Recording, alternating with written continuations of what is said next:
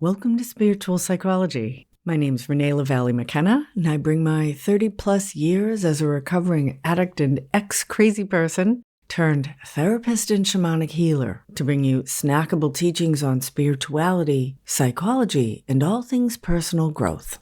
And today I want to talk about putting first things first. And this is number 4 in my 8-part series focusing on the 7 habits of highly effective people.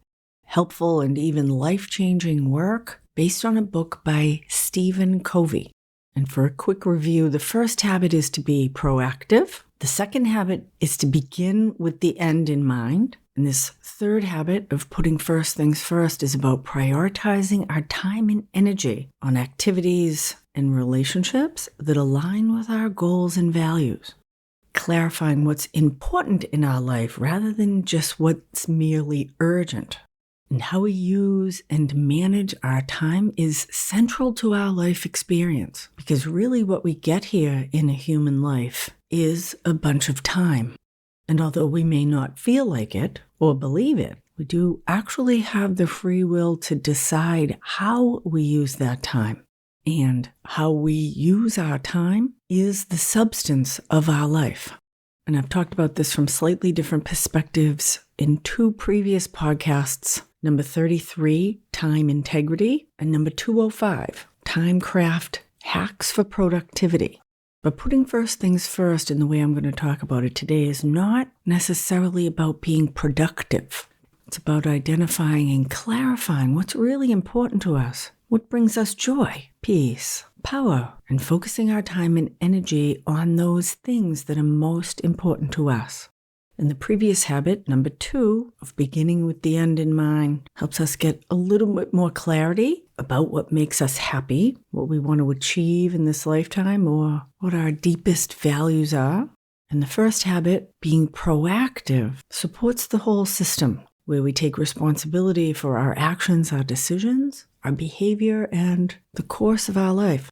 And these first 3 habits develop the qualities of personal empowerment, true independence, and a reliance upon our own values and spiritual principles. Again, what's important to us as cornerstones building our life going forward. Because it's important to know and remember that today is always the first day of the rest of our life. Doesn't matter what's happened in the past. We are free right now, whether we are aware of it or not, to choose differently and to redirect the course of our life experience. So, in order to put first things first, we have to know or determine what is the most important thing.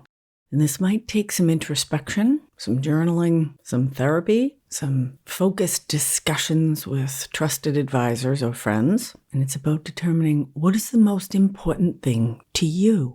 Because when we spend most of our time doing and focusing on what's most important, great things will come to pass. That has absolutely been my experience. And most of us spend our time and energy unconsciously, often distracting ourselves with compulsions, addictions, media, or obsessive thinking, killing time, or deflecting away from what we're quote-unquote supposed to be doing. Because we don't have a sense of what's important to us, or we feel that our time is not our own. It's directed externally by work, social, family, cultural obligations. Many of us do not feel free, and I will tell you that these 7 habits of highly effective people will set you free. Now, whether you want the responsibility of that freedom is another question, and maybe another podcast. But my first and perhaps most powerful experience with this habit came well before I came across Stephen Covey's book. I was introduced to the principle of putting first things first after I relapsed on drugs and alcohol. I'd been sober for a couple of months, going to 12-step meetings, trying to change the train wreck of my life in my mid-20s. And someone pissed me off one day. And I went to the barroom where I had been the pizza cook for the last few months. It was not a work day, and I said to the bartender, "Give me a Bud Light." And he said, "You don't drink." And I said, "I do now." And that started an evening of typical debauchery. And at some point during the night, I remember putting my 90-day chip. They give you little chips for lengths of sobriety. Put my 90-day chip on the bar. Not a very culturally appropriate thing to do. Was talking about my experience with going to 12-step meetings. While I was completely shit-faced, it was probably right before I blacked out because I woke up the next morning in a house someplace in Dorchester, and there was a young woman in the room, and she said, "Yeah, I decided to stay because you passed out, and I didn't want anything bad to happen with all the guys that are here." All the guys that are here? There's guys here? I didn't know where I was or what had happened, which was not unusual for me. So I collected my shoes and what semblance of dignity I had lying around. It took me a while to locate where I had parked my car or where someone had parked my car. I wasn't a very good driver in a blackout. And I made my way that night back to the 12-step meeting I had been attending for the last few months. And I had been practicing the principle of honesty, which is an excellent principle to put first in any circumstance in your life, because the truth really does set us free, and manipulating, lying, and withholding the truth generally keeps us stuck, even though we don't think so. But I admitted that I had relapsed, and there was an old guy in the corner, and he raised his hand and said that he had been drinking again, too. We had some funny name for him. I think it was Relapse Rick. Bostonians often have quippy nicknames for people, and Relapse Rick had been trying to get sober for over 20 years, and he'd never gotten more than 30 days clean. And I recognized in that moment that if I didn't change on a deeper level, then I could easily be caught in a cycle of repeating old behaviors and patterns that were destructive and painful that I was actually trying to get out of, but I wasn't doing enough to really get free. And it was suggested to me that I put first things first, that I make sobriety the most important thing in my life. This could also be called singleness of purpose, and it's incredibly powerful.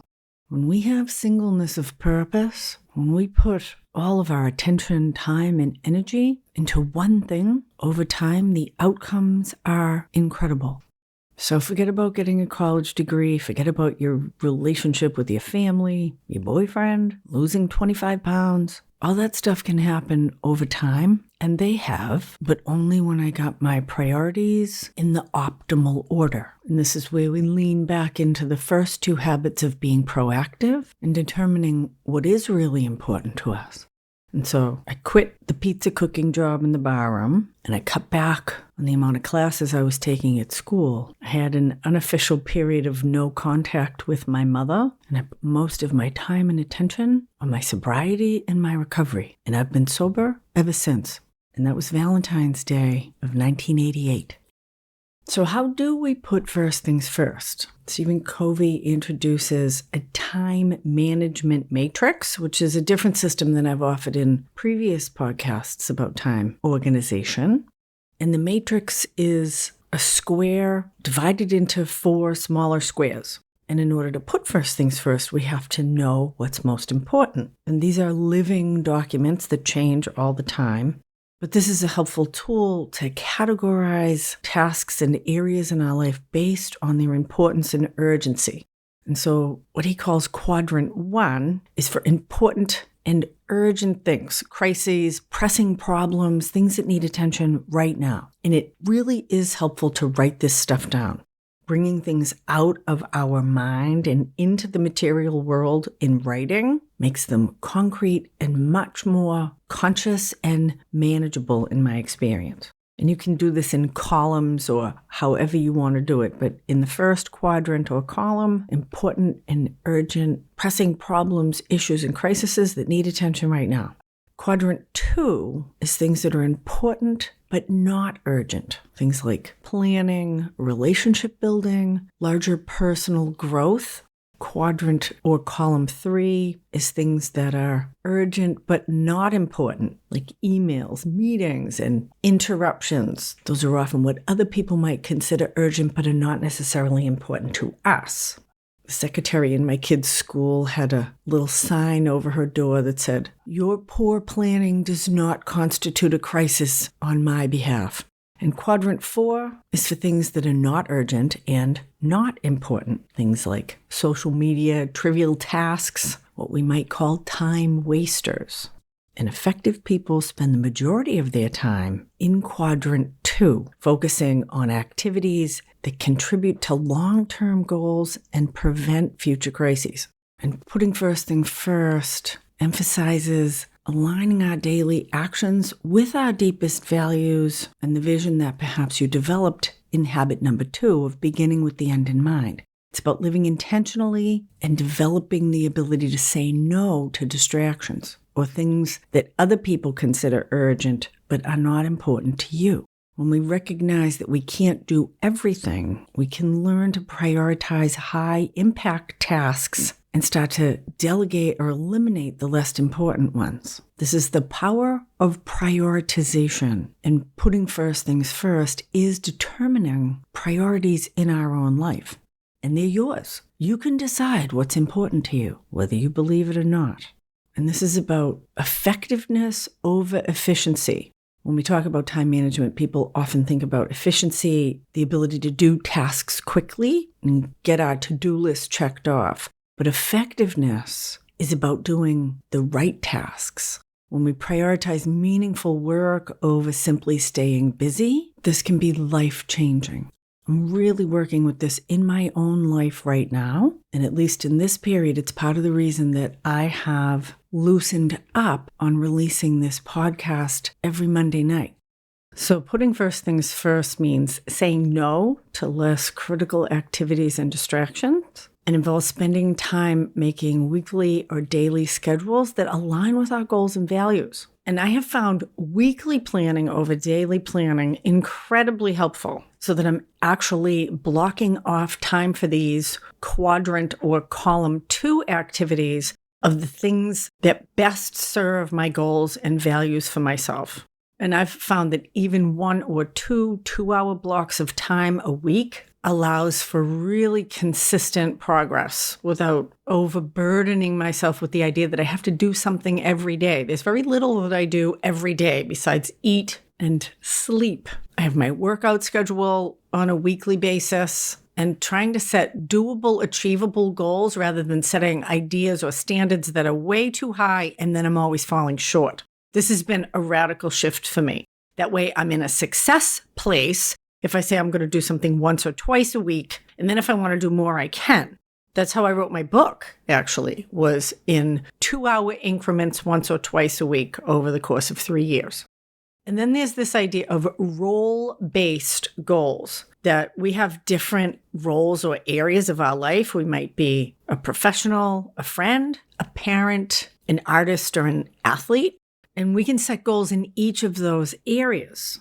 And I worked with a coach a couple years ago that offered this idea of looking at all the different areas of my life. And I had probably close to 12, including spiritual, emotional, social, and looking at the values that I hold or the goals that I want to set in each of those areas was a really comprehensive and helpful approach. So I'm not neglecting any important areas of my life. And keeping first things first requires a commitment to uphold my own values, even when I'm faced with immediate pressures by other people.